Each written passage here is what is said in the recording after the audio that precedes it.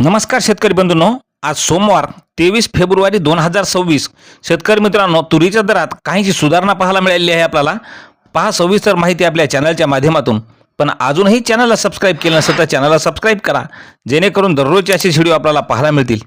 पहिली बाजार समिती आहे अमरावती. लाल तुरीला आवक आलेली आहे 9,558 क्विंटलची. कमीत कमी दर मिळाला आहे 8,000 रुपये. सर्वसाधारण दर 8,150 रुपये, तर जास्तीचा दर मिळाला 8,300 रुपये.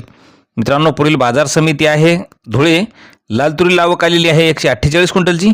कमीत कमी दर मिळाला 5,500 रुपये. सर्वसाधारण दर 6,750 रुपये, तर जास्तीचा दर मिळाला 7,500 रुपये. मित्रांनो, पुढील बाजार समिती नागपूर. लाल तुरीला आवक आलेली आहे 7,137 क्विंटलची. कमीत कमी दर मिळाला आहे 7,200 रुपये.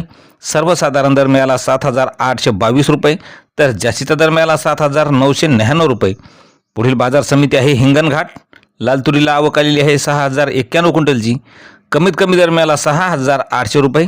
सर्वसाधारण दर मिळाला 8,400 रुपये, तर जास्तीचा दर मिळाला 8,800 रुपयाचा. मित्रांनो, पुढील बाजार समिती आहे धामणगाव रेल्वे. आवक आलेली आहे 1,680 क्विंटलची. कमीत कमी दर मिळाला 7,100 रुपये. सर्वसाधारण दर मिळाला 8,150 रुपये, तर जास्तीचा दर मिळाला 8,300 रुपये. पुढील बाजार समिती आहे अमळनेर. लाल तुरीला आवक आलेली आहे 40 क्विंटलची. कमीत कमी दर मिळाला 6,500 रुपये. सर्वसाधारण दर मिळाला 7,300 रुपये, तर जास्तीचा दर मिळाला 7,300 रुपये. मित्रांनो, पुढील बाजार समिती आहे मलकापूर. या ठिकाणी आवक आलेली आहे 3,180 क्विंटलची. कमीत कमी दर मिळाला आहे मलकापूर या ठिकाणी 6,800 रुपये. सर्वसाधारण दर 8,250 रुपये, तर जास्तीचा दर मिळाला 8,250 रुपये. मित्रांनो, शेवटची बाजार समिती आहे कोपरगाव. लाल तुरीला आवक आलेली आहे 16 क्विंटलची. कमीत कमी दर मिळाला 6,101 रुपया.